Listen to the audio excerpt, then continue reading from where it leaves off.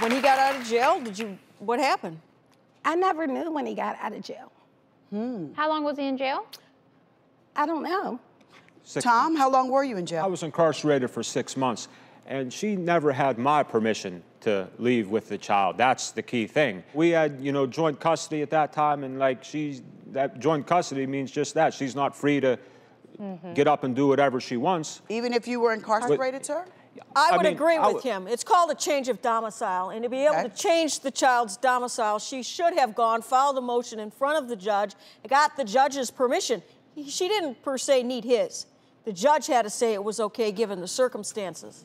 Especially with him being incarcerated. Yes. She still have to have an order to be able to remove the child from the state. So, Tom, can I ask you this? Did you have full custody, or was it joint custody? It was joint custody. Okay, we just want to make sure that we have that But clear. again, I'm pretty sure in Pennsylvania, joint custody basically means one parent has to have consent from the other parent to get up and leave. I mean, Not unless they have a court order. But let me ask you this. That's the basic question. Would you have let her have left under the circumstances? Hell no. Why? Why? Because, I mean, that's my only child. At that time, that was my only child, and, we had a, very close relationship and everything. Yeah. And there was a court order that, because the court treated like she absconded with the child, and the child was, brought back to Pennsylvania. So obviously the judge didn't feel that she had the permission to get up and, go to New York. I mean, Well, that's true. There was no order in place for the judge to say, hey, I never signed an order. Myose, you didn't get a court order? You didn't get anything in writing to prove? I understand. That is true. The judge knew our circumstances. However... How do you know that? I mean, I was a judge, and I would get letters, and then I would see him 6 months later. I didn't always know right away. Our judge, we had a very good rapport with our judge. He was like an umbrella over me and Tom. This was a very unique situation with me and Tom and our son. Okay. So me getting in contact with the judge in the chambers, his secretary, it wasn't unusual for that, The other family member, however, when I went to go see why my son went to school, he never came home. Okay, now, so let's explain that.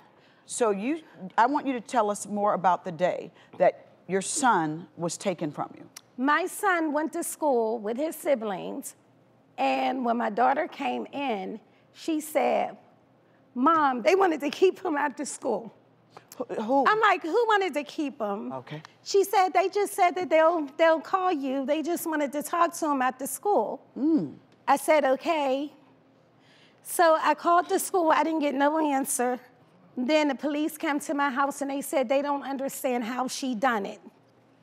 But the other family member had took my son away. And I said, well, what happened? How was she able to do that? They said they don't know. I will have to go back home to figure that out.